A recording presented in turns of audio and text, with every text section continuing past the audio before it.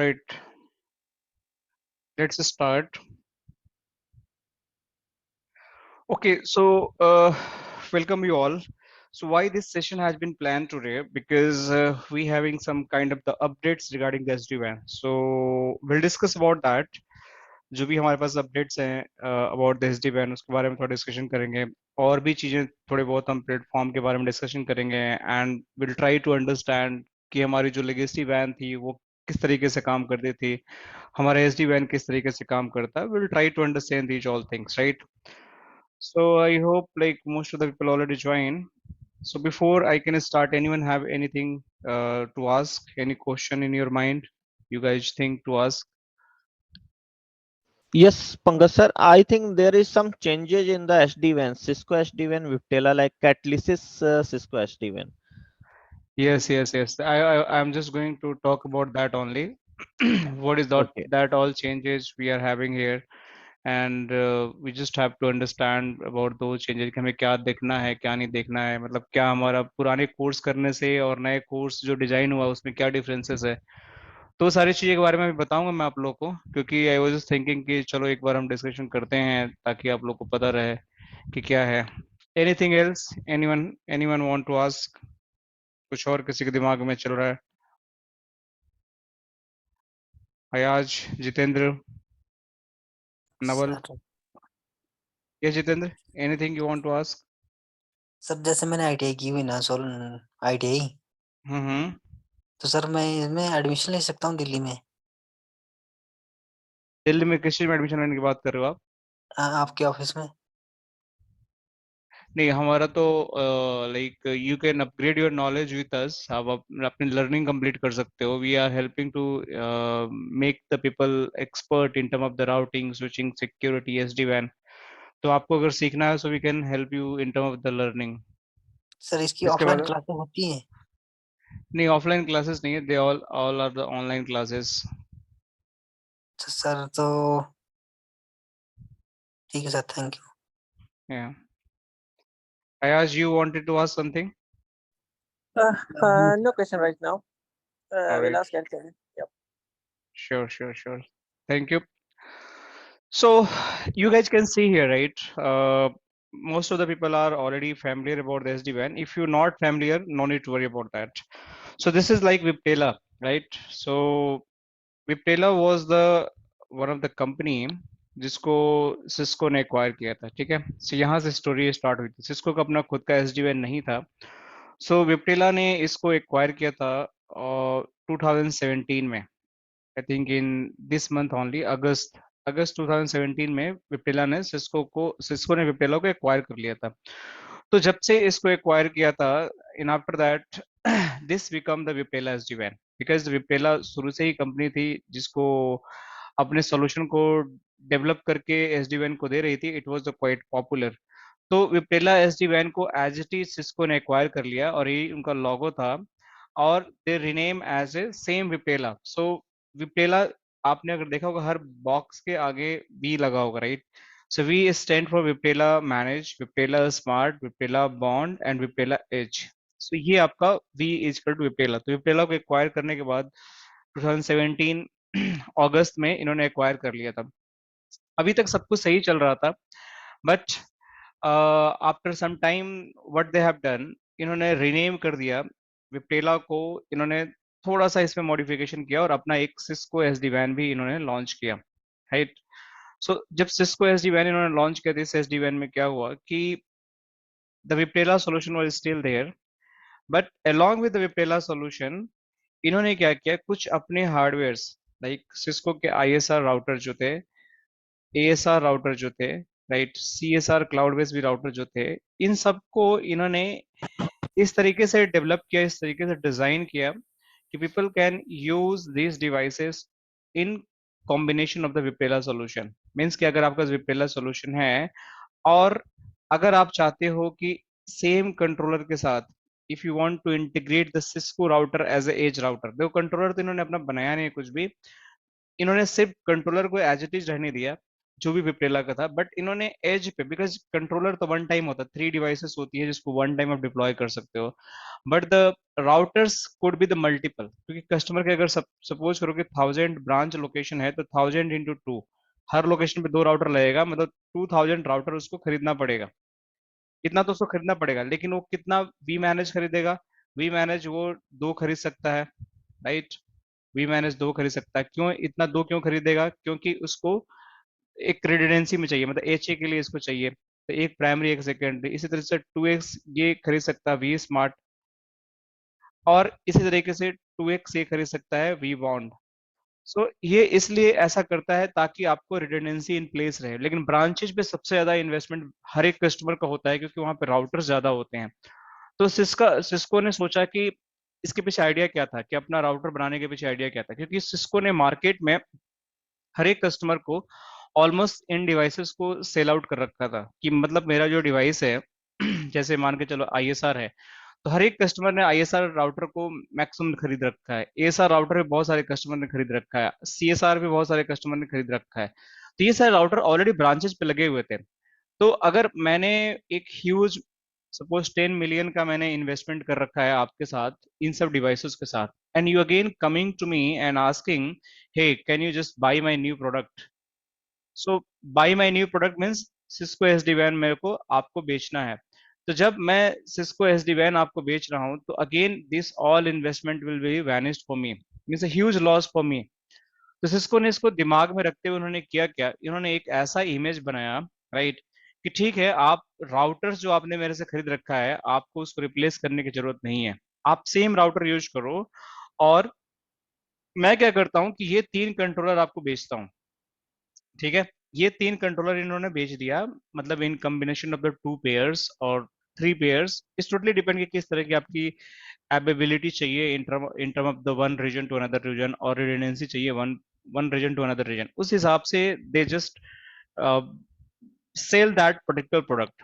उसको बेचने के बाद फिर क्या हुआ कि अब उन्होंने बोला कि मेरे पास एक टेक्निक है कि आप मेरे से लाइसेंस खरीद लो, आपको डिवाइस हार्डवेयर खरीदने की जरूरत नहीं है, आपका हार्डवेयर सेम है, आपको हार्डवेयर परचेज करने की जरूरत नहीं है, just you need to buy the licence of the Cisco SD वैन। तो इन्होंने सिस्को एसडी वैन का लाइसेंस सबको बेच दिया।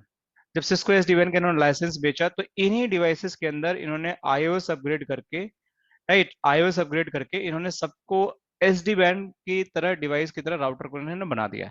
So these all boxes become the SD वैन सपोर्टेबल। इसका नाम रख दिया इन्होंने वीएच, जो था यहाँ पर रख दिया इसका सीएच नाम। So they all become the CH routers, right? Cisco Edge. So the concept is same, but the name is going to be changed. CH. So this was the second like changes they have made. तो पहला इनका विप्टेला SD van था। विप्टेला के बाद इन्होंने Cisco SD van को इन्होंने integrate किया जो अपने प्रोडक्ट थे। तो सिस्को एसडी वैन के साथ क्या किया इन्होंने, सीएच को लॉन्च कर दिया, but it is compatible with the v manage, v bond and VH. यहाँ तक सबको समझ में आ गया? ये 2 वर्जन अभी तक चल रहा था, राइट? और ये सारे वर्जन जो चल रहे थे अभी तक का, जो भी सिस्को का iOS इमेज है, मैं रुको आप लोग को दिखाता हूँ।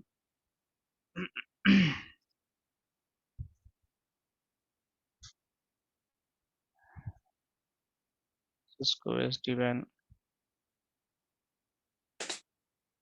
मैं अगर आप लोग को यहाँ दिखाता हूँ, देखो आप लोग यहाँ पे,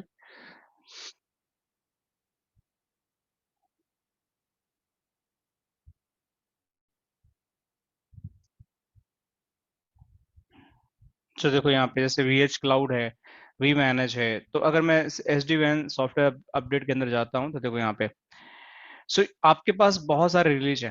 देखो लेटेस्ट रिलीज है 20.12.1, इससे पहले की रिलीज ये है, बहुत रिलीज है आपके पास। देखो यहाँ तक कि दे स्टार्टेड, इवन द 16 का भी रिलीज था, इन्होंने हटा दिया। 16 के बाद 17 किया, फिर 18 किया, फिर 19 किया, अलग अलग रिलीज हैं। 20 किया, 20 के अंदर देखो कितने सारे, ये सारे डिफर्ड हो गए, मतलब ये सब आउटडेटेड हो गए, they are not in used, deferred. So अभी जो लेटेस्ट यूज हो रहा है, ये सारी चीजें यूज हो रही है। 18.3, 18.4, 19.2, 19, 20, ये सारी देखो इमेजेस अभी है, अभी की ऑल रिलीज चल रही है। लेकिन जो लेटेस्ट आया है ये 20.12, ये लेटेस्ट है। अब इसको लॉन्च करते ही विप्टेला और सिस्को का जो एसडी वैन था, उसका कॉन्सेप्ट सिस्को ने चेंज कर दिया, क्योंकि इससे पहले के जितने भी रिलीज थे, even you are going to plan to give the CCIE exam, CCIE exam का जो वर्जन है ना, सीसीआई एग्जाम में जो एसडीवन का क्वेश्चन पूछा जाएगा वो इस वर्जन पे पूछा जाएगा, ये वाला वर्जन 20.9, ये चेंज नहीं होने वाला है, इसी वर्जन में पूछा जाएगा। मतलब अभी भी अगर आप सीसीआई एग्जाम देने जाते हो in coming future next 1 year और 2 years, so they are going to use the same image. ये अभी यूज नहीं करने वाले हैं, 20.12 यूज नहीं करने वाले हैं। तो अगर ये इमेज यूज कर रहे हैं, if you are going to CCIE exam, CCIE में कौन सा, सीसीआई इंटरप्राइज इंफ्रास्ट्रक्चर, सो अगर आप एग्जाम देने जाते हो तो आपको still you will find the v manage, right, you will find the v bond, right, you will find the v smart, और आपको यहाँ पे दोनों चीजें मिलेंगे, वीएज मिलेगा और सीएच। तो अभी जब मैं CCI I have given that there was no vEdge CH exam here, so आप इसमें सीएच भी just you can think about it, but it is not in CCI exams. अभी इन्होंने ऐड किया है कि नहीं किया है, but I don't think they are going to add, so vEdge आपको मिलेगा 100%, they are going to give.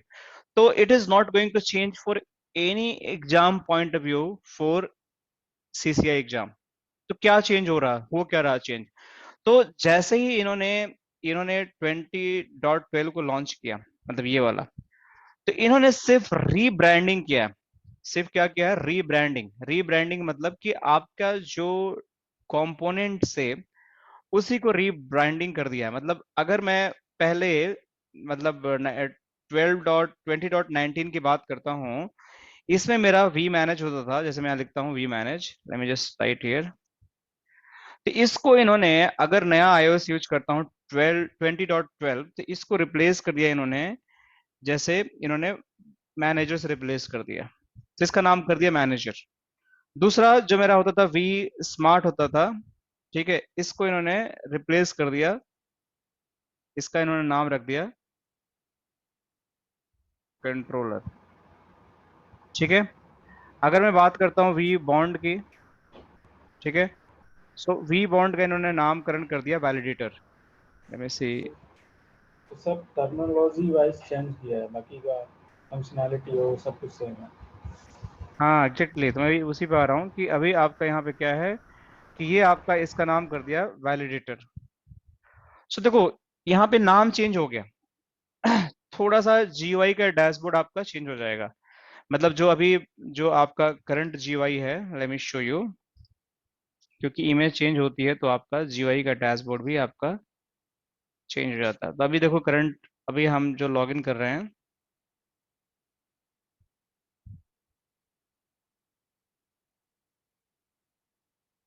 सो देखो ये आपका वी मैनेज लिखा हुआ, तो ये ऐसा मैनेजर लिखा हुआ है, सिस्को मैनेजर और कैटलिस्ट मैनेजर, इसका नाम इन्होंने रखा है। देखो ये यहाँ पे मैं गया, this is like विप्टेला SD van, विप्टेला,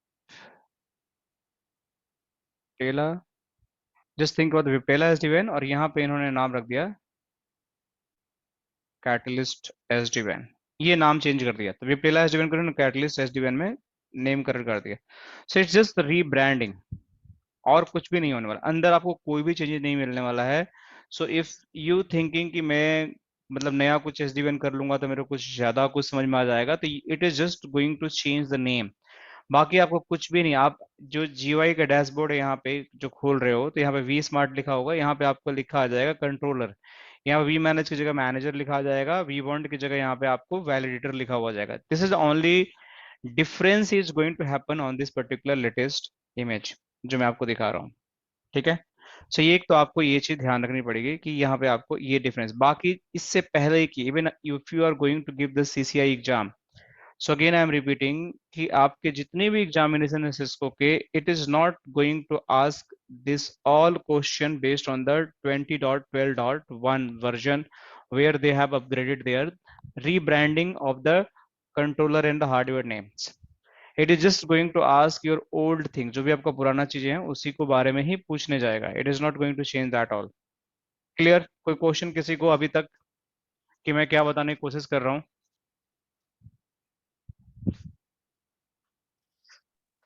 sir clear है। क्लियर है, ठीक है, गुड। सो मूविंग नेक्स्ट, ठीक है। So I think we are very clear about this rebranding. तो आप लोग अगर किसी ने मतलब सिस्को एसडीवैन कर रखा है तो आपको टेंशन लेने की जरूरत नहीं है। जस्ट थोड़ा बहुत आप लोग को ये सब फ्लेवर्स आते रहेंगे जाते रहेंगे, you just have to know about the terminology. बाकी द अंडरलाइंग कॉन्सेप्ट जो है आपके underlying concept, they all are going to remain same. वो आपका बिल्कुल भी चेंज नहीं होने वाला है, वो एज इट इज ही रहेगा, उसमें कुछ भी आपको चेंज नहीं। अब देखो इसमें होना क्या है कि जैसे आपका जो टेम्पलेट है जितने भी आप टेम्पलेट बनाओगे, जिसके थ्रू आप कॉन्फ़िगरेशन करते हो, फीचर टेम्पलेट, डिवाइस टेम्पलेट, जिसके थ्रू आप इसको कॉन्फ़िगरेशन करोगे, तो वो सारी चीजें एज इट इज ही बनने वाली हैं, इसमें कोई कॉन्सेप्ट चेंज नहीं होने वाला। जैसे अगर मान लें किसने बोला कि आपके इस राउटर के एक इंटरफेस को चेंज करना है, तो लेट मी शो यू, तो आपको वही कॉन्सेप्ट यूज करना पड़ेगा जो पहले यूज करते थे, उसमें कुछ भी चेंज नहीं होने वाला है। मैं एक करके दिखाता हूँ आप लोगों को कि मान के चलो कि जैसे एक नया इंटरफेस कॉन्फ़िगर करना है इस पर्टिकुलर वीएस डिवाइस का, तो आपको बस वही आपको टेम्पलेट बनाना है, आपको वीएस डिवाइसेस को सिलेक्ट करना है, जो भी आपका वीएस डिवाइडेड है। अभी से हम क्लाउड की बात करते हैं, तो क्लाउड सेलेक्ट कर लो। जैसे आपका इंटरफेस कॉन्फ़िगर करना है तो आपको यहाँ से इंटरफेस देखना पड़ेगा कौन सा इंटरफेस है, तो हम वीपीएन इंटरफेस लैन वैन की बात कर रहे हैं। तो यहाँ पे गए और इस पे जाके आपको कॉन्फ़िगरेशन देनी पड़ेगी, कुछ भी इसका नाम रख लो। जैसे मैं जस्ट दिखा रहा हूँ, टेस्ट टेम्पलेट के नाम से दिखा रहा हूँ एक बार, टेस्ट इंटरफेस कॉन्फ़िग, ये सारी चीजें हम सीखेंगे। इंटरफेस कॉन्फ़िग, तो शट डाउन करना है इस इंटरफेस को, बट नेचुरल कि हम जब इंटरफेस की कॉन्फ़िगरेशन करेंगे तो शट डाउन नहीं रखेंगे। अगर शट डाउन रहेंगे तो उस बाय हम आईपी दे भी देंगे तो हमारा interface it is not going to work for me. So definitely अगर इसको नो कर रहा हूँ तो नो नहीं हो रहा है, क्योंकि ये डिफॉल्ट सेटेड है यहाँ पे। तो यहाँ पे आपको करना पड़ेगा ग्लोबल। ग्लोबल मीन्स कि आपको अभी सारी चीज बताऊंगा कि ग्लोबल का मतलब क्या होता है, डिफॉल्ट का मतलब क्या होता है, डिवाइस स्पेसिफिक का मतलब क्या होता है। When we start the officially everything, then will discuss about it. So इसको नो करेंगे। इंटरफेस का नाम, जो भी इंटरफेस आपका है, जैसे गीक 0/0 है, गीक 0 मान के सपोज करो कि 9 है, तो ये नाम डाल दो। इसका डिस्क्रिप्शन कुछ डालना चाहते हो तो डाल सकते हो इसका, जैसे आप डाल सकते हो कि वैन इंटरफेस, कुछ भी आप डाल सकते हो इस पे, जैसे आप नॉर्मल कॉन्फ़िगरेशन करते हो। सो ये वैन इंटरफेस, फिर ये पूछता है इस पे आईपी क्या डालोगे इस इंटरफेस पे, तो इस तरीके से आईपी आप डाल सकते हो। जैसे कि जिस मैं दिखा रहा हूँ 111/24 का मैं आईपी डालना चाहता हूँ, तो ये सब डमी बना रहा हूँ ताकि देख लो। सेकेंडरी आईपी डालना चाहते हो तो भी डाल सकते हो। इस पे डीएससीपी हेल्पर एड्रेस, कि अगर आपको मान के चलो कि आपकी उस पर्टिकुलर इंटरफेस के सबनेट में जो भी यूजर्स हैं उसको आईपी देना है डीएससीपी सर्वर से, तो उसको आपको हेल्पर आईपी एड्रेस कॉन्फ़िगर करना पड़ता है, ताकि आपकी यूजर मशीन की जो डीएससीपी रिक्वेस्ट है, that is going to raise to the DSCP server as a unicast packet to get the IP address. तो इसलिए हमें डीएससीपी आईपी हेल्पर की यहाँ पे जरूरत पड़ती है, and that is also we have to define as per our requirement. ठीक है, सो ये हम डीएससीपी, फिर आपको अगर कोई हमें कोई ब्लॉक करना है आईपी एड्रेस, जैसे कोई किसी सोर्स आईपी को ब्लॉक करना है, बैंडविड्थ सेट करना, वो सारी चीजें कर सकते हैं। टनल इंटरफेस, अब इसकी क्या जरूरत होती है, क्यों हम बनाते हैं, will discuss step by step in later stage की टनल इंटरफेस का मतलब क्या होता है, क्यों इसको हम बनाते हैं और क्या इसका बेनिफिट्स होता है। सो ये सारी चीजें हम आगे डिस्कस करेंगे। नैट कैसे होता है उसको डिस्कस करेंगे, वीआरआरपी कैसे कॉन्फ़िगर करते हैं इसको डिस्कस करेंगे, क्यूएस कैसे लगाते हैं, ये सारे डिस्कस करेंगे। अगर आपको आर इंट्रीज, अगर आपको यहाँ पे कुछ डिफाइन करना है, IP address MAC or binding करना है किसी आईपी और मैक का, तो वो कैसे करते हैं ये भी हम समझ सकते हैं। .1x मतलब आपको कॉन्फ़िगरेशन करना है इंटरफेस पे, तो वो भी आप कर सकते हो। एडवांस में अगर इसके डुप्लेक्स, मैक एड्रेस, एमटीयू, आपका flow control, TCP, MSS, adjust, speed, सारी चीजें आप यहाँ पे डिफाइन कर सकते हैं। Then the interface configuration is going to be completed. So for time being this is not going to be configured, because हमारे पास ऐसा कोई इंटरफेस है नहीं, बट मैं जस्ट आप लोगों को दिखा रहा हूँ।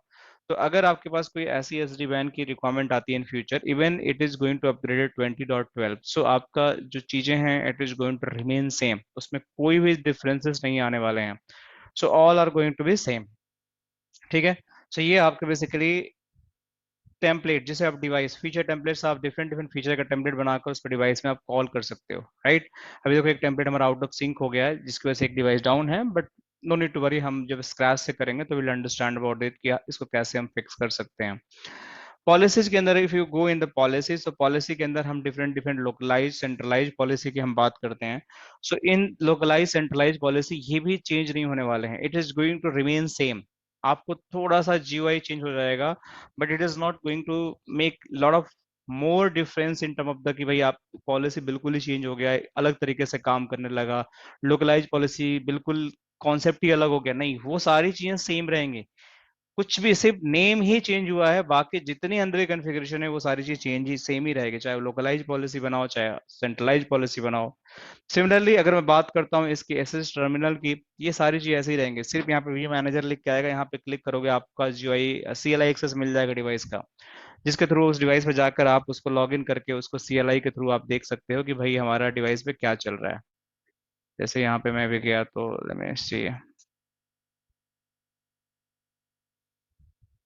मी सी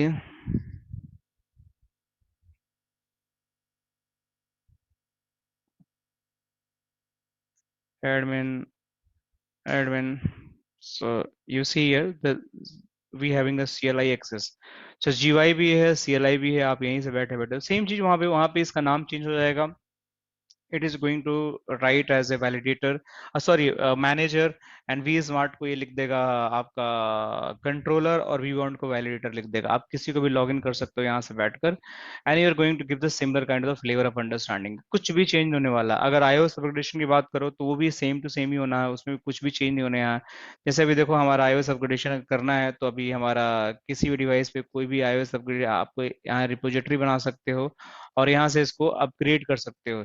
ये एक डिवाइस स्विच करना है, जैसे अभी 19.2 पे हम चल रहे हैं, see, so this is our version 19.2.3, काफी स्टेबल वर्जन है लैब के लिए।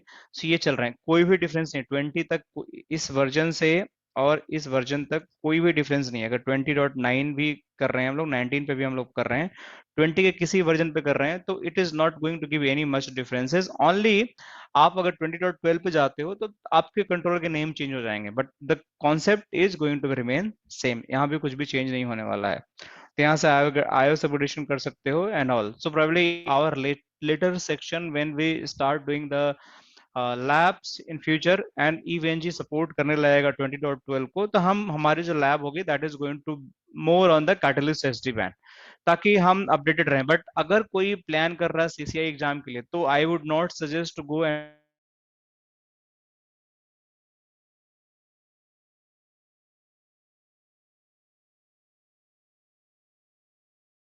फंक्शनलिटी कंट्रोलर का नाम जानो कैसे होता है, और बट आप एज इट इज जो आपका ओल्ड कॉन्सेप्ट है उसी पे आप अपने कॉन्सेप्ट को बनाए रखो, ठीक है। सो ये तो हो गए अबाउट द कंट्रोलर। हाँ जी, कोई कुछ पूछ रहा है?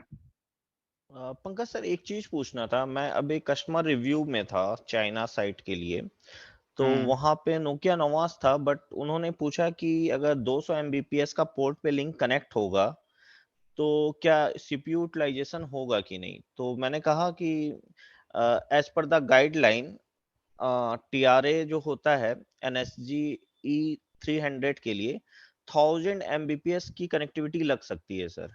लेकिन जब मैंने अपने RDL से पूछा, उन्होंने कहा कि please check the guide TRA and what is TRA and what is scaling, how to know the device scaling for each and every model of the Cisco SD-WAN. I know it for the Nokia Navas, but I don't know the scaling of the Viptela devices or CS devices. जो device scaling का जो बात, इसके लिए सबसे पहले आपको data set खोलना पड़ेगा, ठीक है। आप कोई भी डिवाइस खरीदो, जैसे मान के चलो कि आपने विप्टेला का VS1000 खरीदा आपने, जैसे एक राउटर है, तो जिसमें आपको दिखाता हूँ just overview, you'll get the idea something। And जैसे यहाँ he told me the DPDK like something like 1000, 10,000 there DPDK. I think the full form is data development data plane development kit. हाँ, मैं वही बता, डेटा प्लेन जो होता है ना किसी भी डिवाइस का, जैसे ये देखो ये अपना डिवाइस है, ठीक है। अब Yes इसमें sir. बहुत सारी चीजें नहीं है, बहुत शॉर्ट में दे रखा है कि इसमें फिक्स्ड आपको इतनी GBps इतनी SAP मिल सकती है, जिसकी स्पीड ये हो सकती है 10, 100 and 1000 मैक्सिमम। तो हर एक डिवाइस का अपना अपना डेटा सीट होता है, राइट। तो हर एक डेटा सेट में उसकी बैकप्लेन कैपेसिटी होती है कि how much bandwidth they can accommodate.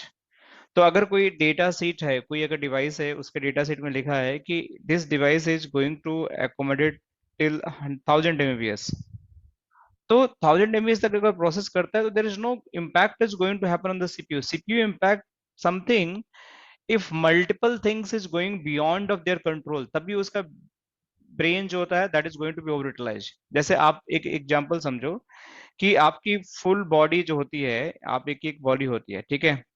अब एट ए टाइम में आपकी बॉडी से आप या तो ब्रेन से काम ले लो, ठीक है।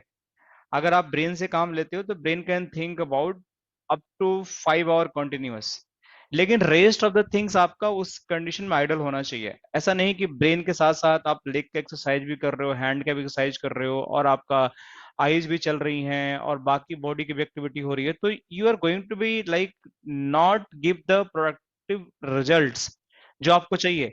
तो उसमें होता क्या है कि एक तरीके से जब कोई भी हार्डवेयर डेवलप किया जाता है तो देयर इज सिस्टम कि आपके हर एक पैरामीटर्स का कुछ थ्रेशोल्ड होता है कि आप इन पैरामीटर्स को इतने लेवल तक आप यूज कर सकते हो, then they are going to cope up with the CPU utilisation. अगर आप बहुत ज्यादा सारे रिसोर्सेज को यूज कर लिया तो that they are going to spike the CPUs, वहां पे प्रॉब्लम आती है।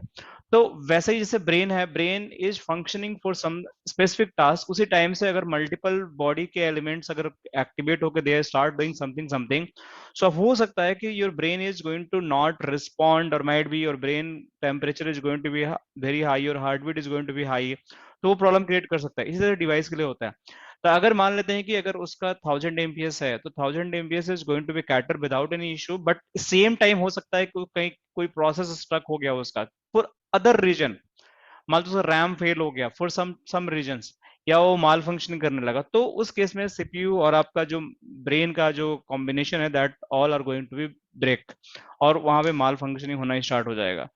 तो आपको डेटा सेट देखना पड़ेगा हर एक डिवाइस का, और आई डोंट थिंक कि अगर 1000 MPS का कोई लिंक है, अगर आप 200 MPS आप डिफाइन करते तो वो कोई प्रॉब्लम क्रिएट करेगा, मेरे हिसाब से कोई भी प्रॉब्लम क्रिएट नहीं नहीं सर, करेगा। प्रीवियस आईएसपी के थ्रू यो सीपीयू यूटिलाइज हो रहा था पीक आवर्स में, बट नॉर्मल आवर्स में वो यूटिलाइज नहीं हो रहा था सीपीयू का।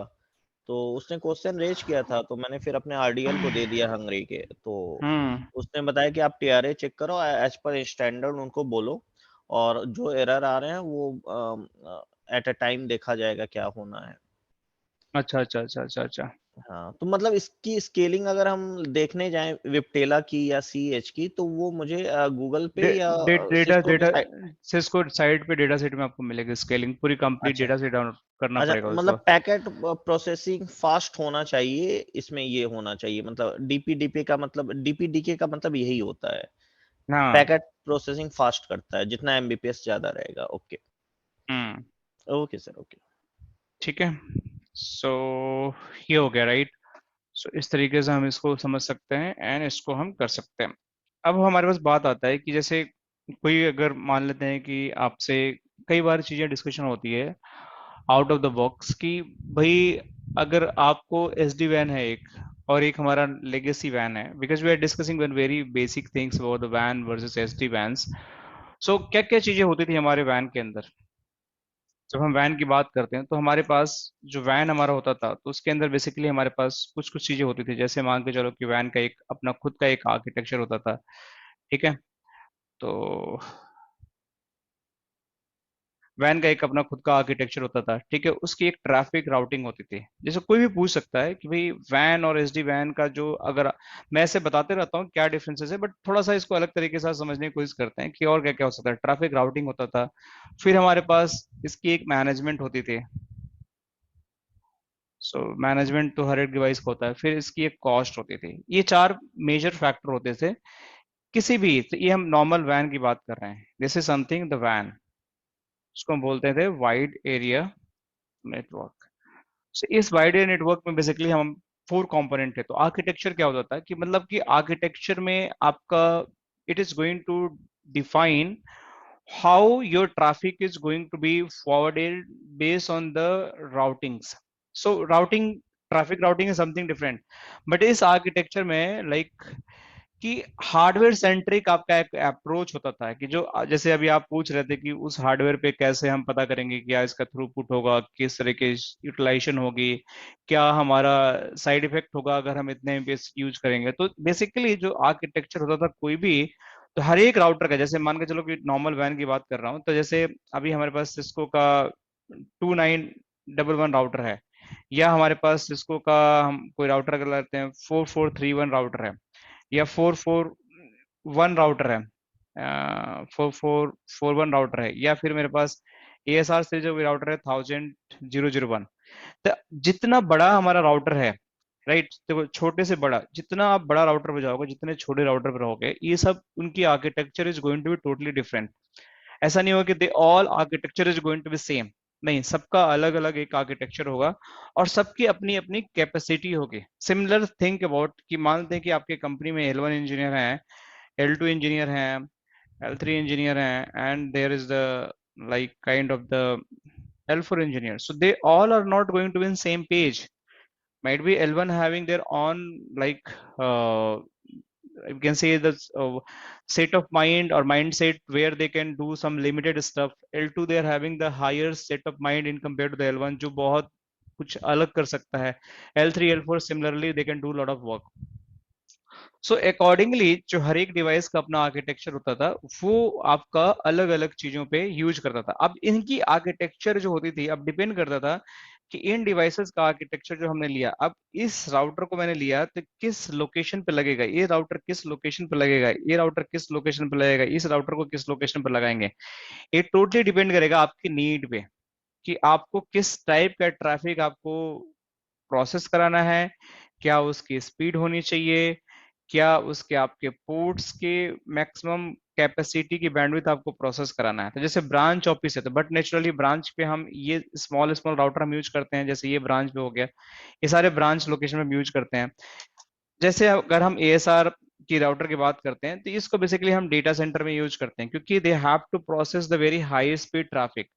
तो इसलिए ट्रेडिशनल वैन use the hardware centric approach, जिसमें हम हर एक लोकेशन पे, हर एक साइट्स पे, डेटा सेंटर, ब्रांच लोकेशन, कोई मीडियम साइट है, उसी हिसाब से उसका हम डिजाइन करते थे कि कौन सा राउटर की जरूरत होगी। And typically these devices are going to connect with the lease lines. Typically these devices are going to come connect with the lease line. So ये एक बड़ा ही इंपॉर्टेंट चीज है कि जो हमारा ट्रेडिशनल वैन होता था, उसमें मैक्सिमम हम जो राउटर्स होते थे उसमें हम लीज लाइन ही यूज करते थे। अब लीज लाइन का मैं बात कर रहा हूँ, that means the MPLS circuit. MPLS circuit क्यों MPLS सर्किट? क्योंकि आपका एक ब्रांच से डेटा सेंटर पे अगर ट्रैफिक जाना है, so they need a private connection,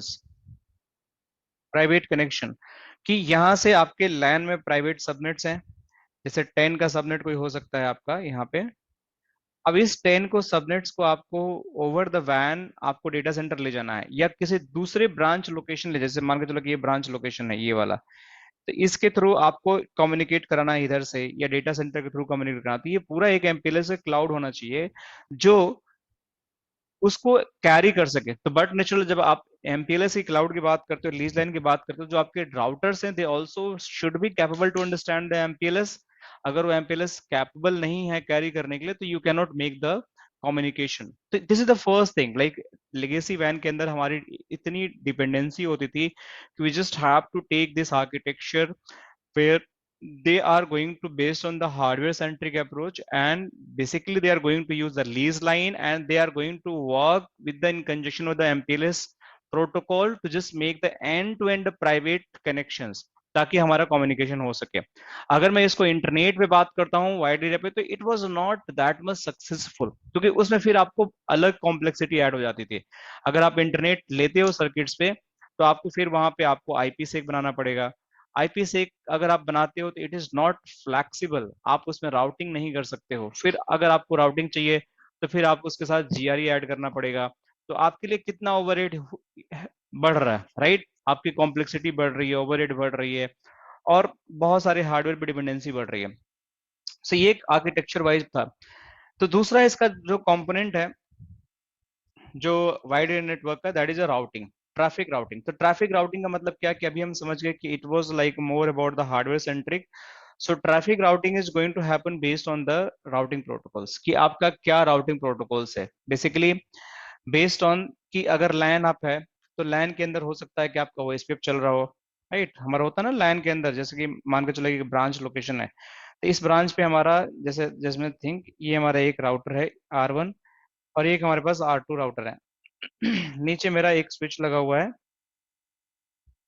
ये मेरा स्विच है यहाँ पे मेरा वैन है यहाँ पे।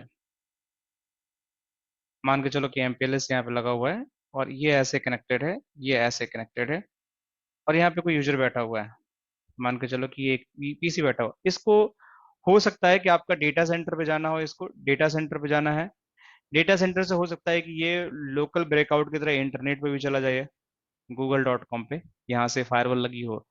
तो यहाँ पे जो वैन होगा, हमेशा आप वैन में either you are going to use the BGP और स्टैटिक राउट, यही यूज करोगे आप।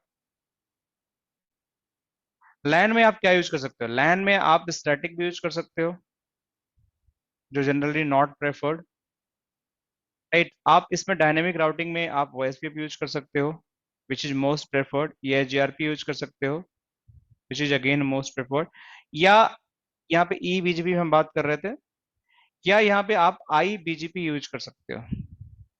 Rib is not very much preferred, RIP भी हम यूज कर सकते हैं but it is not very much preferred. So ये सारे राउटिंग प्रोटोकॉल्स यूज कर सकते हैं। ट्रैफिक राउटिंग, सो आपका लैन का जो ट्रैफिक होगा हमेशा IGP के थ्रू चलेगा, लेकिन जैसे ही आपका वैन पे ट्रैफिक जाएगा तो वो EGP पे चला जाएगा, मतलब एक्सटीरियर गेटवे प्रोटोकॉल जो हमारा है, जो हमारा BGP है, उसके थ्रू ओवर द वैन के थ्रू आपका रिमोट लोकेशन पे जाएगा, राइट। सो आपके इस तरीके से ट्रैफिक राउटिंग होती थी कि आपका combination of the IGP and BGP, this was the two component only in the your legacy system, तीसरा कुछ भी नहीं होता था। You got my point. तीसरा इसका मैनेजमेंट, मैनेजमेंट अगेन आपके डिवाइस की मैनेजमेंट चाहिए तो उस पर आप लूपबैक्स कॉन्फ़िगर करते, तो आप उसको एडवर्टाइज करते थे IGP से, आप अपने जंपो से उसको रिचेबल बनाते थे, then you can manage device को, आप उसकी हेल्थ रिपोर्टिंग SNMP पॉलिंग वगैरह से इंटीग्रेट करके कर सकते हो, राइट। सो इस तरीके से आपका मैनेजमेंट भी डिवाइस का हो जाता था, but it is a distributed kind of management कि आपको अगेन एंड अगेन, आपको सेंट्रलाइज मैनेजमेंट नहीं है। हर राउटर को लॉगिन करना है तो आपको हर IP चाहिए, आपको एक्सेल फाइल बनाना पड़ेगा, या फिर आपको अलग अलग टूल से इंटीग्रेट करके करना पड़ेगा। So that is again a problem. Yes, any question here, anyone wanted to ask?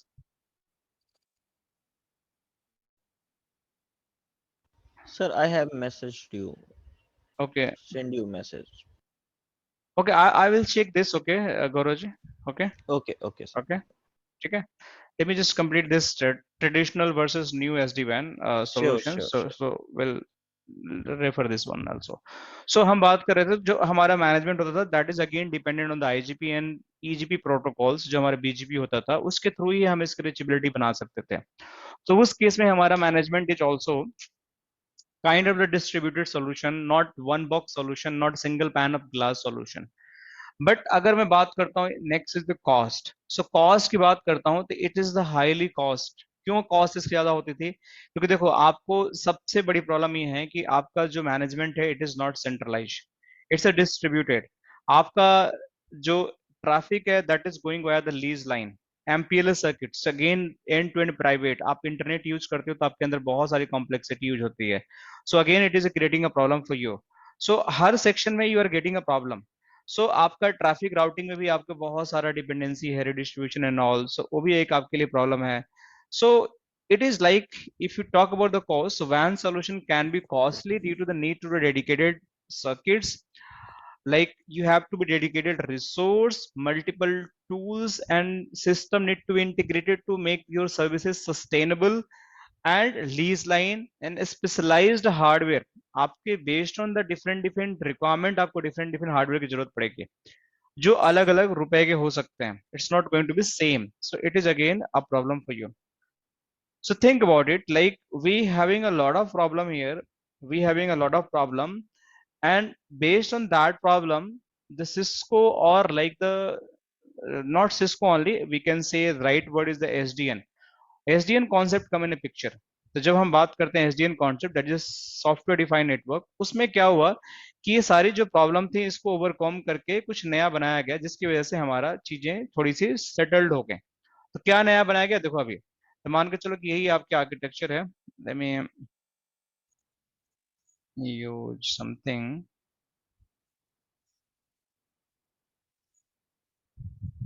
Let me, जैसे मान के चलो कि यही आर्किटेक्चर है, ठीक है।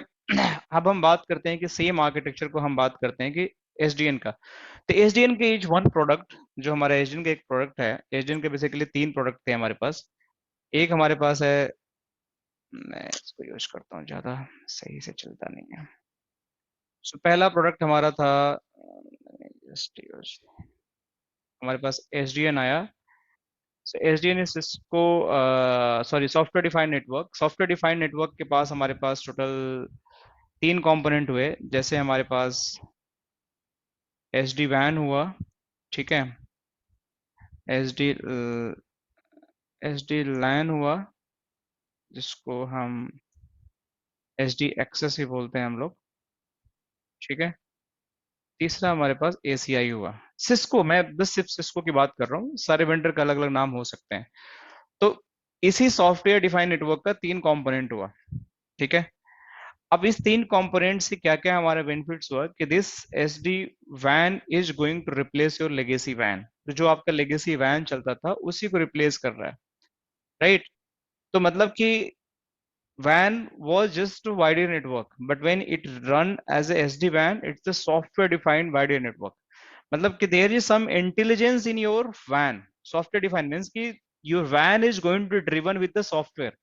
पहले ऐसा नहीं था, it was just driven based on the predefined the programs in based on the routing whatever we define iOS, but there was no software driven kind of the stuff कि उसको हम अपग्रेड नहीं कर सकते थे। हम सिस्टम को as it is use करना है जो हमारे पास प्री डिफाइंड इंटेलिजेंस है। बट यहाँ पे ऐसा नहीं है, यहाँ पे हम बहुत कुछ कर सकते हैं, अपनी इंटेंट बेस्ड नेटवर्किंग को भी हम यहाँ पे डिफाइन कर सकते हैं। So this is your S D वैन। सिमिलरली अगर हम बात करते हैं एस डी एक्सेस, सो आपका एस डी लैन हुआ। सो एस डी लैन में क्या हुआ कि बेसिकली आपका एस डी लैन में कि आपका लैन जो हुआ, जिससे हर एक कंपनी के अंदर एक वैन इंफ्रा होता है, एक लैन इंफ्रा होता है। तो लैन के अंदर भी हम चाहते हैं कुछ अपने हिसाब से ऐसी चीजें कुछ इंटीग्रेट कर दें जिससे हमारा लैन भी काफी मतलब इंटेलिजेंस उसके अंदर आ जाए, जो सॉफ्टवेयर डिफाइन मतलब उसके अंदर भी जो ऑटोमेशन आ जाए, हमारे पास कोई कंट्रोलर आ जाए, सिंगल पैन मैनेजमेंट हमारे पास आ जाए, जहां से हम बैठ कर पूरा लैन को ऑपरेट कर सकें, उसको विजुअलाइज कर सकें। तो उसके लिए सिस्को ने एक एस डी लैन डिफाइन किया। And third one is like ACI, application centric infrastructure. So ये आपका वैन के लिए हो गया। Let me just write here, this was for the वैन, this is for the LAN, ठीक है। The third one is the data centers. So data center के लिए आपका एसीआई हुआ, ठीक है। सो हर एक सेगमेंट के लिए सिस्को ने डिफरेंट डिफरेंट सॉल्यूशन निकाला कि अगर आपको डेटा सेंटर को वेल मैनेज करना है तो आप एसीआई यूज करो, you are just data center provider. आपको वैन को अच्छा रखना है तो आप एस डी वैन यूज करो, एंड अगर आपको लैन को भी अच्छा रखना हो तो आप एस डी एक्सेस यूज करो। अगर आप तीनों चीज सीख लेते हो then you are become the software defined network engineer, जिसमें आप तीनों चीजों आपको अच्छे से समझ में आ जाएगी। सो आई वुड सजेस्ट कि आप तीनों चीजें करो, but we are just focusing right now on the S D van.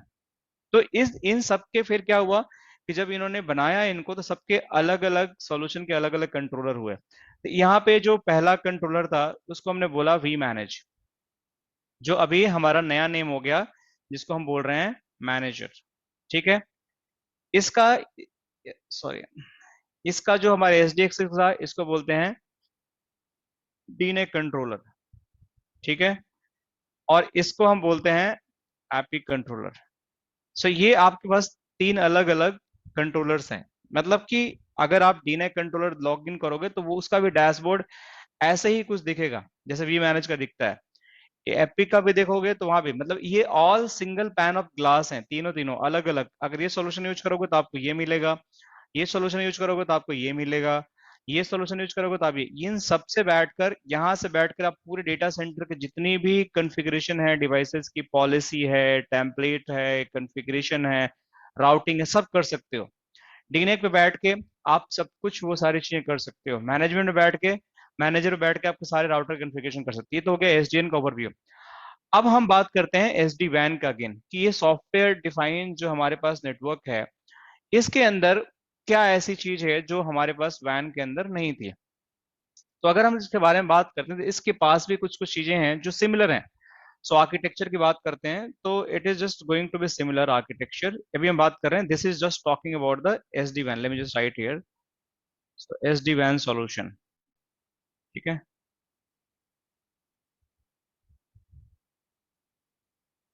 So S D van solution, इसके अंदर आर्किटेक्चर आपका, यहाँ पे आपका एक ट्रैफिक राउटिंग है, right, again you just have the management, कुछ भी चेंज नहीं होने वाला। लेकिन आप देखो क्या क्या डिफरेंसेस इसमें आएगा। कॉस्ट देखो अब यहाँ पे, ऐसे ही सिक्योरिटी।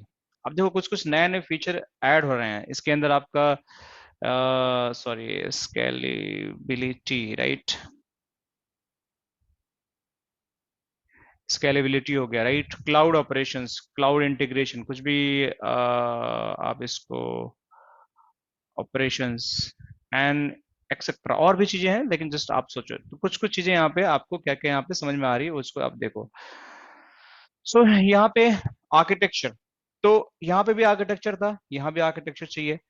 लेकिन यहाँ पे जो आर्किटेक्चर था, this was like kind of the different different hardware थे जो आपका ब्रांच पे और आपके डेटा सेंटर पे लगते थे, दैट वाज राउटर्स। बट अगर मैं एसडी वैन की बात करता हूं तो that is not limited to router. इसमें राउटर हो सकते हैं, राउटर कुड भी, कि आपके पास हो सकता है कि वीएज आपके पास 1000 हो, ठीक है, आपके पास 2000 हो, आपके पास 5000 हो, ये हो सकता है। या आपके पास जो सीएज है वो हो सकता है एएसआर का हो आपका, या आपका आईएसआर के हो, या सीएसआर के, ये हो सकते हैं। राउटर कुड भी एनीथिंग जो अलग अलग लोकेशन पे अलग अलग डिवाइस पे लग सकते हैं। लेकिन this all router is not a normal router, इनके अंदर नॉर्मल आईओएस नहीं है। दे आर द एसडी वैन बेस्ड इमेज राउटर्स, एसडी वैन बेस्ड इमेज राउटर। तो थोड़ा सा इसके अंदर डिफरेंस है पहले से, but still there is a high chance कि कोई स्मॉल लोकेशन है तो वहां पे हम वीएच 1000 यूज कर लें। बिग साइट है, डेटा सेंटर है, तो वहां पे मैं VH 5000 यूज कर सकता हूँ, राइट। अगर कोई मेरे पास किसी तरीके का मेरा अगर कोई पुराना साइट्स है, जैसे मान के ऑलरेडी वहां पे एएसआर आईएसआर लगा हुआ कस्टमर का, तो why should I ask them to just give the extra money to me? I just ask them just update the image and just use and convert as a SD-WAN router. So this is also possible. But in addition of that, in architecture, we having few more things here जो पहले नहीं था। Yes, Jitendra, please ask your question. Jitendra, you raise yes your sir. hand. बताइए। Sir गलती से हो गया है। गलती से हो गया, कोई बात नहीं, मैं लोअर करता हूँ, ठीक है, no problem. So there was like no any controller concept in the legacy WAN. So architecture was same, the router was there, router is still there, बस इसके साथ साथ क्या है हमारे पास, इसके साथ साथ हमारे कुछ कंट्रोलर्स आ गए। अब ये कुछ नया चीज आ गया एसडी WAN के अंदर। ये कंट्रोलर क्या क्या हो सकते थे? अगर मैं पुराना की बात करते हैं तो वी मैनेज, जिसको अभी हम आप मैनेजर बोल सकते हो, वी बॉन्ड जिसको आप वैलिडेटर बोल सकते हो, ठीक है, मैं यहाँ लिख देता हूँ वैलिडेटर, ठीक है, वहां manager.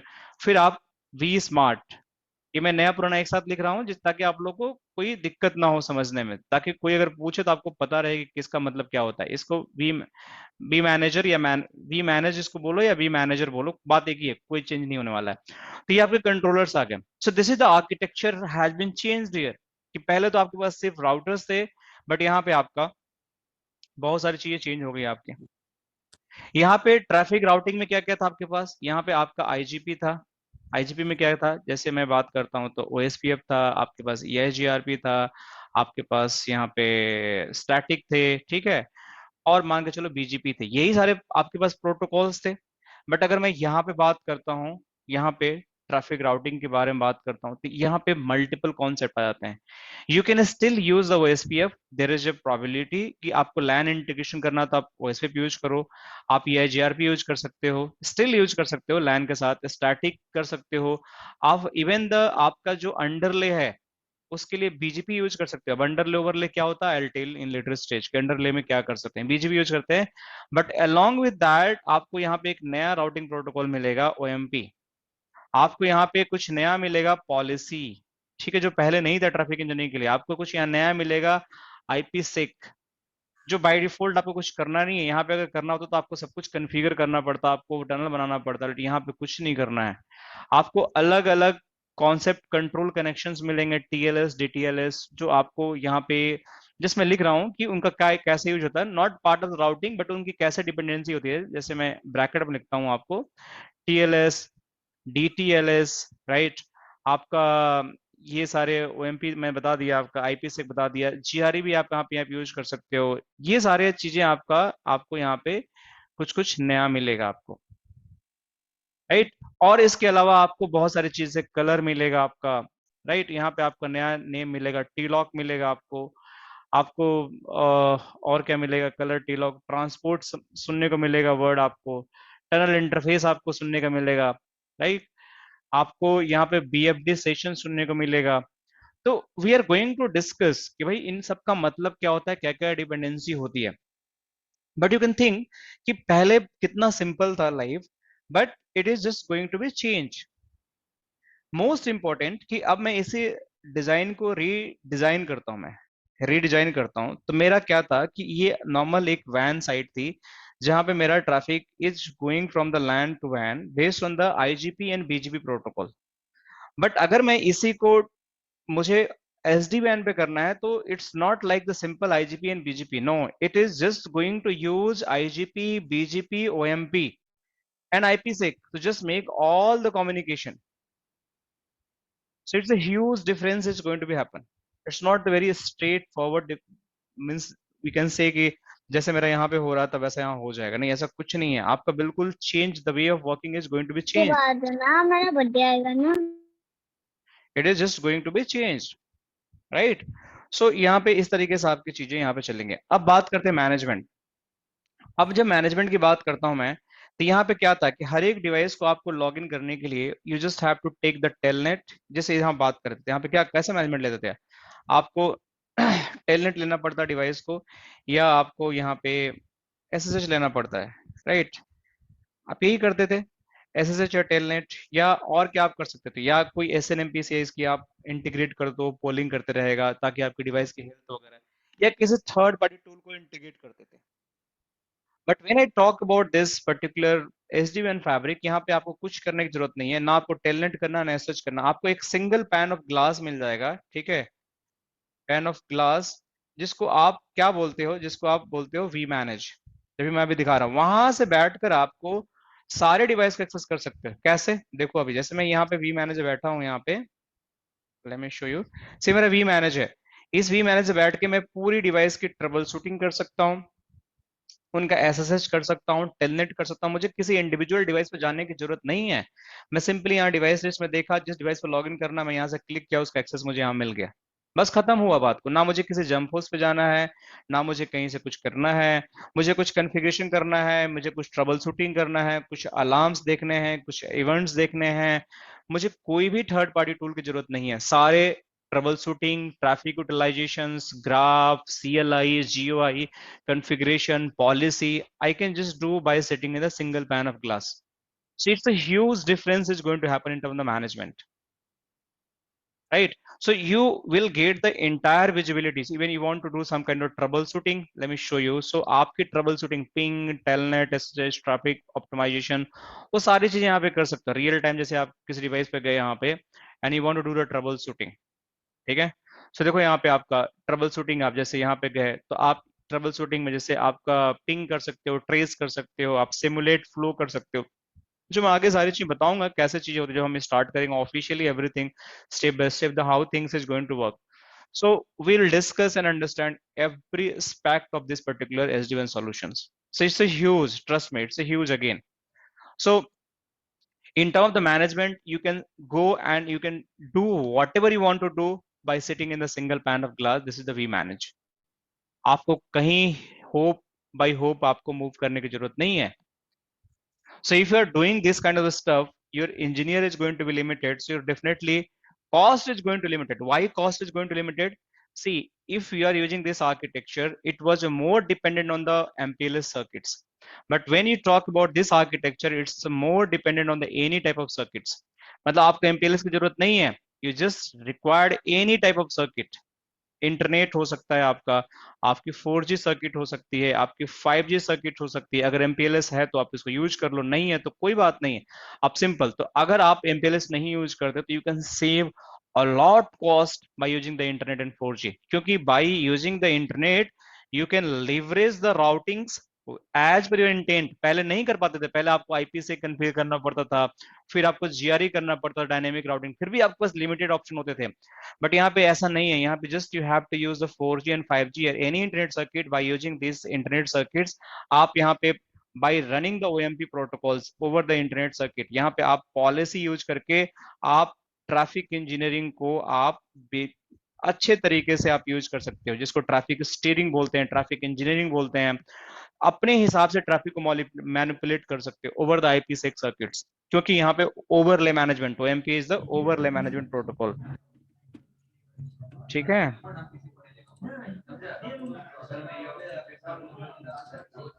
Protocol. So you can do n number of thing by using this internet. So आपको complete पैसा जो है MPLS का, it is going to be saved. आपको पैसे की जो MPLS की टेंशन है ही नहीं बिल्कुल। So just think about कि कितनी सारी चीजें आपकी चेंज हो गई लाइफ में, right? Just because you just change the solution. Just because you change the solution, the cost is basically going to be very low. Your cost is going to be very low if you compare to your dedicated WAN solution or dedicated circuits like right side solution. So low cost here.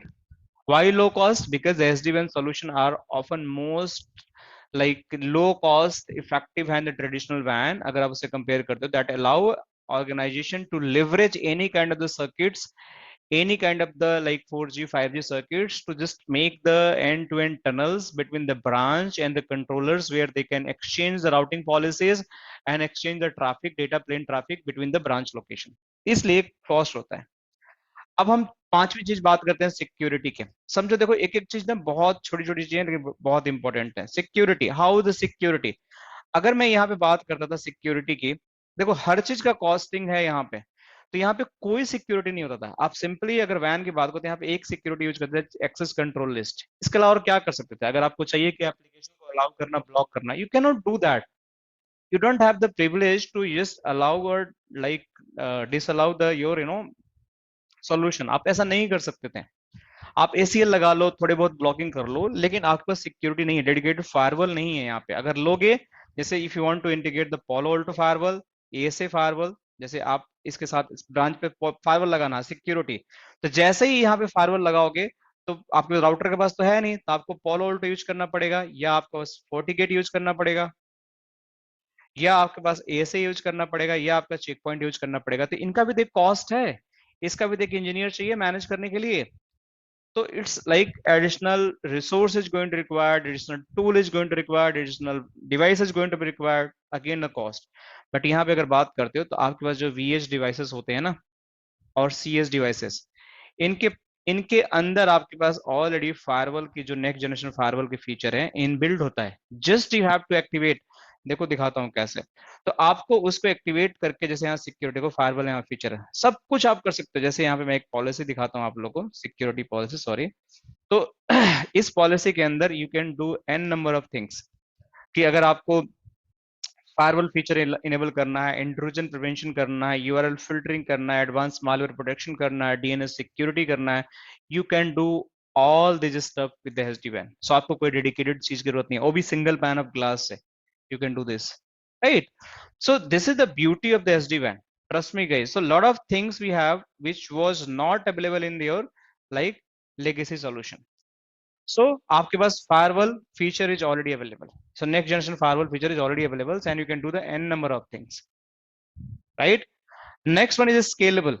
ये solution scalable इसलिए नहीं था क्योंकि ये distributed model में था। आपका device है, सर्किट्स, फायरवॉल, मतलब सब कुछ आपका अलग अलग वेंडर्स के थे, अलग अलग टूल के थे, तो कॉस्ट वाज हाई, स्केलेबिलिटी नहीं था। आपके इंजीनियर डिपेंडेंसी बहुत सारे, एक ट्रबल शूटिंग हो गया जी, मेरा एक एप्लीकेशन नहीं चल रहा, तो राउटिंग वाला बंदा बोलेगा कि मेरा तो राउटिंग का इशू नहीं है, फायरवॉल बंदा बोलेगा मेरा फायरवॉल पोर्ट खुला हुआ है। It's like the flip flop the issues, कि आप उसके पास जाओ, उसके पास आएगा, तो लाइक कि what the hell is going on in the your knock.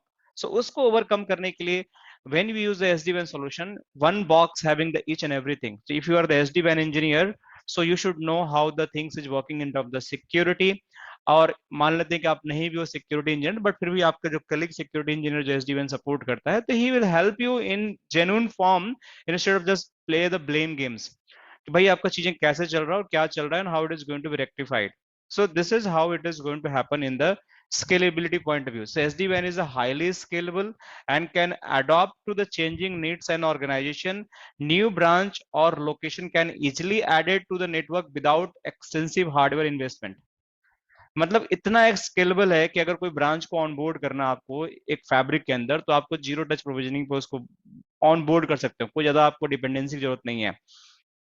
अगर किसी तरीके का कोई आपको चेंजिंग कर नेटवर्क के अंदर कोई आपको मॉडिफिकेशन करना है, कोई रिपोर्ट चाहिए, कोई सपोर्ट चाहिए, that all is going to have available in this SD-WAN solution. Cloud operations, it is like हमारा आज के जितने भी हमारे क्लाउड बेस्ड एप्लीकेशन है, they are growing day by day. हर रोज हमारा cloud based application is growing. So अगर मैं बात करता हूँ क्लाउड बेस्ड एप्लीकेशन की, इट इज ग्रोइंग. सो आपको बेसिकली क्लाउड की जो एप्लीकेशंस हैं उसकी एप्लीकेशन अवेयर राउटिंग पता होना चाहिए, जो पहले नहीं था. पहले आपका जो राउटिंग होती थी that is based on the destinations. आपको IPv4 या IPv6 के डेस्टिनेशन पे ही हमेशा राउटिंग होती थी, but it is not possible you can do the routing based on the applications. So this was the limitation it was happening in this legacy WAN. But when you talk about the SD-WAN, we can do the routing based on the application. मैं Facebook के application के base पर routing करना चाहता हूँ, so I can do. If I want to do the routing based on the WhatsApp application, I can do the routing on the WhatsApp application. If I want to do on the Google YouTube or Google YouTube Gmail application based routing, that can be also done. Any other cloud based application. That's why SD-WAN is the well suited for optimizing connectivity to the cloud based application and the services, as can provide the direct or indirect connections based on your requirement to the cloud applications. इसलिए cloud scalable बहुत ज्यादा है. Got point guys. अब बताओ कोई question है किसी के पास तो. यस सर, मेरा क्वेश्चन रियल सिनेरियो पे है. जैसे मैं ISP माइग्रेशन का पार्ट रहता हूँ हर बार एज ए टेक्निकल डिजाइनर. तो दो तरह की साइट मुझे मिलती है, एक SD-LAN साइट मिलती है, एक नॉन SD-LAN साइट मिलती है. अब SD-LAN साइट में क्या है सर, ISP एक SD-LAN से कनेक्ट है और SD-LAN से एक NSG कनेक्ट है या विप्टेला कनेक्ट है. और नॉन SD-LAN में क्या होता है, ISP डायरेक्ट कनेक्ट है VH पे, VH से कनेक्ट है स्विच पे. तो मैं ये पूछना चाह रहा हूँ, जब भी ISP माइग्रेशन होता है सर, तो SD-LAN पे हम चेंजेस करते हैं विद द टैगिंग या विदाउट टैगिंग करते हैं, और वो चेंजेस मेरे LAN में ऑटोमेटिकली हो जाता है SD-LAN में. तो इसका मतलब ये है सर, फिजिकल नेटवर्क में रीडिजाइनिंग ऑटोमेटिक हो जाती है मतलब. SD-LAN मतलब कि जो टैगिंग करते हैं SDT करते होगे ना, आप SDT टैग करते होगे ना आप. हाँ ये सर, टैग करते C टैग S टैग करते हैं इसमें, एक कस्टमर टैग होता है. SDT टैग होता है, इसको SDT टैग बोलते हैं. ठीक है, आईएस के थ्रू इंटीग्रेट होकर चलता है ये. ठीक है, जिसको DNAC कंट्रोलर से आप लोग करते होंगे. तो जहाँ इसमें पे क्या सर, होता है. हाँ हाँ हाँ हाँ सर, बता. ICG सर्किट यहाँ बोलते हैं, जहाँ पे BT का खुद का पॉप है और वो खुद का पॉप रहता है. तो कुछ कस्टमर टैगिंग मांगते हैं ICG सर्किट के लिए, और ICR सर्किट एक होता है. तो सर मैं यही पूछना चाह रहा हूँ, दोनों में LAN में ऑटोमेटिकली चेंज हो जाता है, तो SD-LAN और नॉन SD-LAN साइट में डिफरेंस क्या हुआ फिर? देखो, SD-LAN जो है बेसिकली, लेट मी एक minute guys, can you mute yourself. Late me just mute. देखो, SD-LAN, और मैं इसको क्लियर ही करता हूँ. जब हम बात करते हैं SD-LAN और नॉन SD-LAN, तो देखो SD-LAN जब बात करते हो ना, SD-LAN में जब भी बात करोगे तो आपकी जो साइट्स होंगे सारी, मतलब आपके जो स्विचेज होंगे इस तरीके से कनेक्टेड होंगे. मान के चलो ये स्विच होंगे और यहाँ पे स्विच होंगे. मैं एक आर्किटेक्चर दिखाता हूँ, रुक जाओ आपको SD-LAN का ये. सो just give me 1 minute, let me just show you some architecture.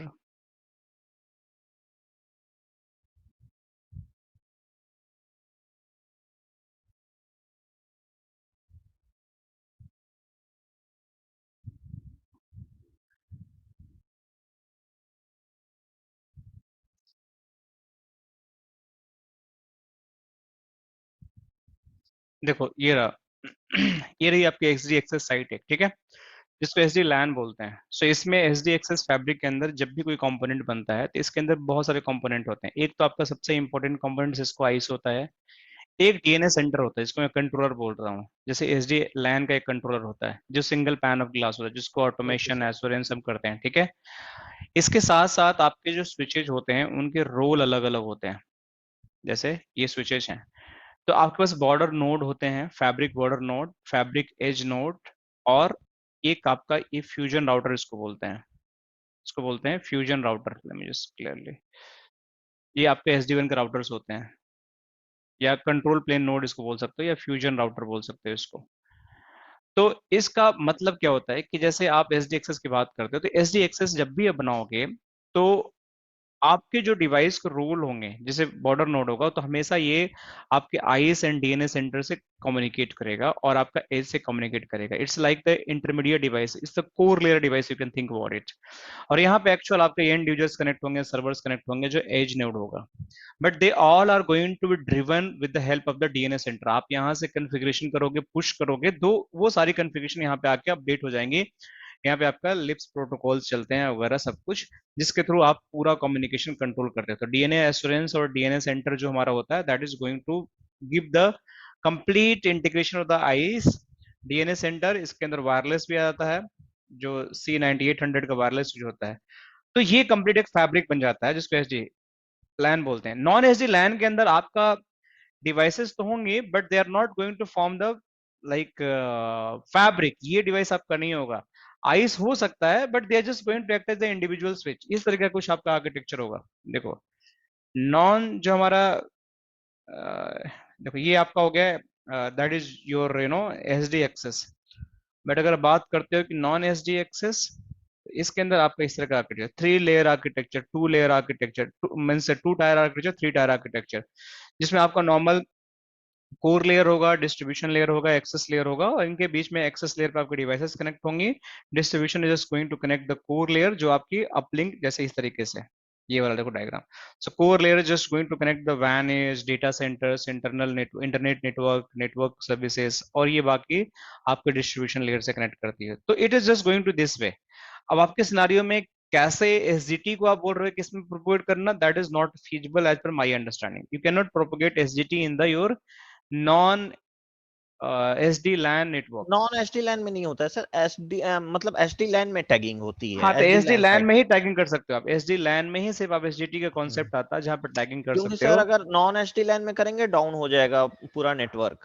Sir हाँ, एक क्वेश्चन था मेरा कि ऑटोमेटिक ये लैन में जैसे आईएसपी माइग्रेशन जब भी कर रहे हैं, तो अगर मैंने माना कि 10.10.10 एक आईएसपी का है और मैं उसको बीटी प्रोवाइडर पे ट्रांसफर कर रहा हूँ पूरी आईएसपी को, तो उसका मान लीजिए 20.20 हो गया, तो लैन में कैसे चेंजेज हो जाता है? एसडी लैन में तो समझ में आ रहा है सर ऑटोमेटिक हो जाता है विदाउट रीडिजाइनिंग, लेकिन नॉन एसडी लैन में भी कैसे चेंज हो जाता है सर ये? नॉन एसडी लैन में आपका चेंज नहीं हो ही नहीं सकता। नॉन एसडी लैन में आपका वीलेंस चलते हैं, आपका एचटीटी चलता ही नहीं है, तो मेरे हिसाब से होना ही नहीं चाहिए, क्योंकि ये फैब्रिक का पार्ट ही नहीं है। तो it is not going to happen. कुछ और चीजें होंगी जो I think you are missing, और मुझे पता नहीं है कि क्या होता है। फुल यस पिक्चर सर, तो पता। Sure, I think so. हाँ, क्योंकि होने का कोई चांस नहीं। देखो वीलेंस को ही रिप्लेस करके एसडीटी लाया गया, ठीक है, सिक्योरिटी टैग ग्रुप जिसको बोलते हैं, ग्रुप टैग बोलते हैं। जो वीलेंस थे ना, ये सिर्फ और सिर्फ लेगेसी नेटवर्क में चलते थे, लेगेसी लैन में, लेकिन ये आपका आपका एसडी लैन में चलता है। Any other question guys? आप लोगों का कोई और क्वेश्चन है? I think I have done from today. SD LAN के लिए अलग कोर्स करना पड़ेगा, मींस यस कहने का यस, अगर एसडी वैन के साथ साथ एसडी लैन के लिए अलग कोर्स है, अलग कोर्स करिकुलम है एसडी लैन का। Kundal Singh, you want to ask something? No. Okay. So I believe we are done for today. Okay, so we'll keep in touch. Okay, and we'll let you know, right, for the next session, whatever we're going to happen. Okay, guys. Sir Yes, yes. Sir इसको एसटी1 को करने के लिए क्या मतलब क्या आपको आना चाहिए, क्या आपको वो आना चाहिए? प्रीरिक्विजिट आपको बेसिक नेटवर्किंग आनी चाहिए, जैसे आपको बेसिक राउटिंग आनी चाहिए। बेसिक राउटिंग का मतलब कि आपको एटलीस्ट स्टैटिक राउट का कॉन्सेप्ट क्लियर होना चाहिए। आपका OSPF थोड़ा बहुत आपको आना चाहिए, और थोड़ा बहुत BGP आना चाहिए। अगर इतना 3 चीजें आते हैं आपको, तो you can go with SD WAN, क्योंकि अब इसके बिना आपकी लाइफ ना इनकम्प्लीट है आज के डेट में। Network engineer should know the SD WAN अगर आपको सर्वाइव करना है। तो अगर आप सोचते हो कि मैं पहले वाले चीजों पे चलूं तो you can not survive in the industry. You should have to know this SD-WAN. कोई भी एक सीख लो SD-WAN, but you have to learn. आपके पास कोई ऑप्शन नहीं है. ठीक है कितने मतलब आवर्स का कोर्स है? टोटल कितने आवर्स का कोर्स है? It's all 30+ hour course. या 30+ hour course. Any other question, guys? Anyone have anything to ask?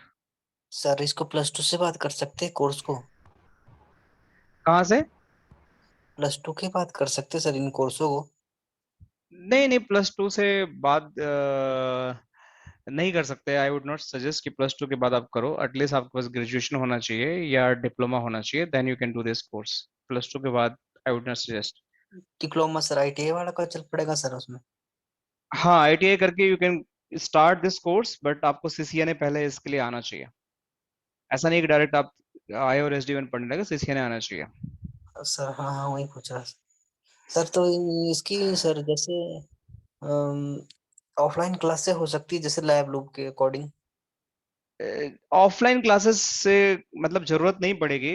हमारे पास इंफ्रा है. इफ यू रियली वांट कि ऑफलाइन करना है तो आपके लिए प्रॉब्लम क्रिएट होगा. लेकिन दिस ऑल द वर्चुअल, क्योंकि SD-WAN का हमारा ऑफलाइन इंफ्रा है ही नहीं. किसी भी कंपनी के पास ऑफलाइन इंफ्रा SD-WAN का नहीं होता है, क्योंकि they are the cloud based solution. तो इसको ऑफलाइन तो मतलब करोड़ों रुपए का इन्वेस्टमेंट आपको करना पड़ेगा. तो nobody is going to do that. इसलिए हम इसको ऑनलाइन करते हैं कि you can access from anywhere. तो आपको ऑफलाइन की जरूरत ही नहीं है. ऐसा नहीं कोई डिवाइस दिखाने को मिलेगा नहीं, क्योंकि सब कुछ क्लाउड बेस्ड है. यहाँ पे जितने भी इसके कंट्रोलर्स हैं वो क्लाउड में डिप्लॉय होते हैं. तो ये वर्चुअल इन्वायरमेंट में ही होते हैं. इसका कोई हार्डवेयर अप्लायंस आता ही नहीं है. तो आप कैसे इसको ऑफलाइन करा सकते हो? नहीं करा सकते ना. अच्छा नॉर्मल सर. CCNA वगैरह के लिए आप ऑफलाइन कर सकते हो. There is no problem. Sir इसका ऑफिस कहाँ मिलेगा CCNA वगैरह का ऑफलाइन के लिए? ऑफलाइन के लिए आपको बेसिक जैसे आप गुइनेट की बात करो तो it's based on the Noida, right. आपकी बाकी और भी बहुत सारी कंपनियां जो ट्रेनिंग प्रोवाइड है, तो अलग अलग आपको सर्च करना पड़ेगा, कॉन्टेक्ट करना पड़ेगा. तो फर्स्ट आपको माइंडसेट तैयार करना पड़ेगा कि मुझे करना क्या है लाइफ में. तभी आप इसको उसी हिसाब से अपने आप को करियर को परस्यू कर सकते हो. अच्छा सो अच्छा. SD-WAN I would not suggest कि अगर CCNA आपने नहीं किया हो, so you should not go with SD-WAN. क्योंकि हमें कोई भी गलत डायरेक्शन नहीं देना होता है किसी को. We are very professional about the people. क्योंकि अगर आप हमारे पास आ रहे हो तो देर इज सम प्रीरिक्विजिट कि भाई आपको ये चीज आनी चाहिए, then you can only do that. वरना the waste of the money, आपका पैसा बिल्कुल बर्बाद है. अच्छा सर. सर इसको एंड मैक्सिमम डिग्री कौन सी चाहिए सर? डिग्री आप बोल तो रहा हूँ कि आपके पास बीटेक हो, दैट इज अ गुड. आप बीकॉम हो तो भी ठीक चलेगा. आप डिप्लोमा हो तो भी कर सकते हो. There is no prerequisite कि आपको मतलब कि यही डिग्री या MS, कोई भी डिग्री कर सकते हो. सर इसकी ज्यादा मान्यता है जैसे बीटेक वगैरह को ज्यादा देते होंगे ना सर? हाँ, बीटेक वालों की रहती है. बीटेक वालों की तो डिमांड रहती है, ऐसा कुछ नहीं है. बीटेक वालों की रहती है. Yes. ठीक सर, और आप थैंक यू. वेलकम. और आप लोग ये बैच हमेशा वीकेंड पे ही होगा. So anyone who want to enroll they can contact with Abhishek sir. So timing hello. हाँ पंकज प्लीज सर, हमको टाइमिंग क्या रहेगी इसकी? टाइमिंग यार morning 10 to 12 have the fix timing. But अगर कोई किसी को दिक्कत आती है तो हम इस टाइम भी कर सकते हैं, जैसे 2 से 4, 2 से 4:30. बट आई वुड सजेस्ट कि मॉर्निंग में कर लो 10 से 12:30. That's the best timing. करके आराम से पूरा दिन आप लोग एंजॉय कर सकते हो. सो morning 10 to 12 is the best timing. So 99% the 10 to 12:30 he timing होगा. आज हम नहीं कर पाए क्योंकि क्लास हो गया एक क्लास के साथ, तो इसलिए मैंने 2 बजे आज किया इसको. ठीक है. और कोई क्वेश्चन किसी का? सर गुड आफ्टरनून, प्रशांत नाम हुआ हमारा. हाँ जी प्रशांत, बताइए. इसमें SD-WAN का फिर SD-WAN के लिए सर्टिफिकेशन का फिर क्या कॉस्ट होगा फिर इसमें? Sir it's a good question. आपका $350 कॉस्ट होगा सर्टिफिकेशन का इसका. सो आपका जो एग्जाम बुक होगा पियर्सन व्यू से बुक होगा, और आपको टेक्सास मिला उला के ऑलमोस्ट आपका अराउंड 30,000 के करीब पड़ेगा आपको. ठीक है. जी सर. हाँ, उतने का पड़ेगा आपका एग्जाम पूरा है. Naval, you want to say something? आप कुछ पूछना चाह रहे हो? No sir. क्लियर है सबको? ठीक है. So I believe we are good for today. ठीक है, फिर कनेक्ट करते हैं. ठीक है ना? जैसा भी होगा आप लोग बताना. Sure, done. Okay, thank you. Bye bye. Okay, Take thank you, care. sir. Bye Thank you. bye. Bye bye.